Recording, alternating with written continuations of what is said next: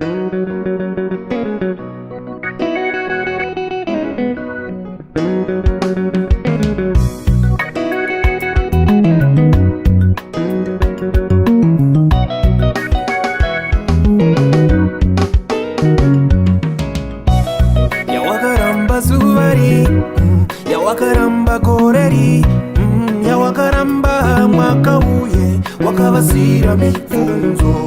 Yawakaramba zuvari, yawakaramba goreri, yawakaramba mwaka uye wakavasira mibvunzo. Ko uyu munhu ndewaniko? Ko uyu munhu wakakurira kupiko? Ko uyu munhu ndewekwaniko zvaanoramba mukana wakadai? Ko uyu munhu ndewaniko? Ko uyu munhu wakakurira kupiko? Dzinza rake nderekwaniko zvaanoramba mukana wakadai? Amen, haleluya, pfungwa dzichikanda natsiva. Amen, haleluya, ngoma ndokurire muhana. Amen, haleluya, pfungwa dzichikanda natsiva. Amen, haleluya, ngoma ndokurire muhana.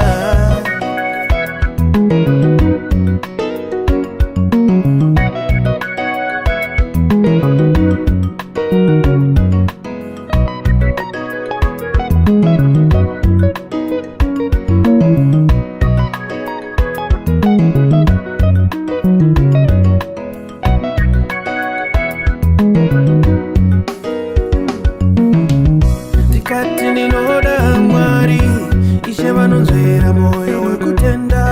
Ndinoda Baba we, Ishe vanonzvera moyo wekutenda. Amen, haleluya, pfungwa dzichikanda natsiva. Amen, haleluya, ngoma ndokurire muhana. Amen, haleluya, pfungwa dzichikanda natsiva. Amen, haleluya, ngoma ndokurire muhana. Hama vadikani, ngatingotenda kuna Jesu. Jobo chaiye wakarasa zvizhinji, kwake vakamuti rasa Mwari wako, asi iye wakatsungirira. Ko uyu munhu ndewaniko? Ko uyu munhu wakakurira kupiko? Ko uyu munhu ndewekwaniko zvaanoramba mukana wakadai?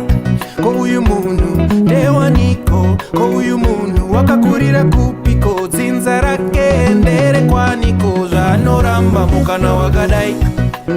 Amen, haleluya, pfungwa dzichikanda natsiva. Amen, haleluya, ngoma ndokurire muhana. Amen, haleluya, pfungwa dzichikanda natsiva. Amen, haleluya, ngoma ndokurire muhana.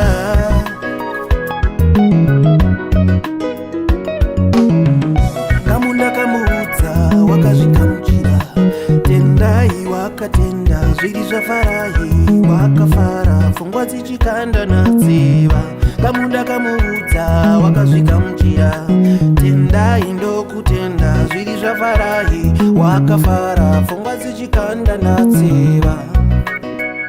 Simba ndokurota, simbiso yake iri munashe.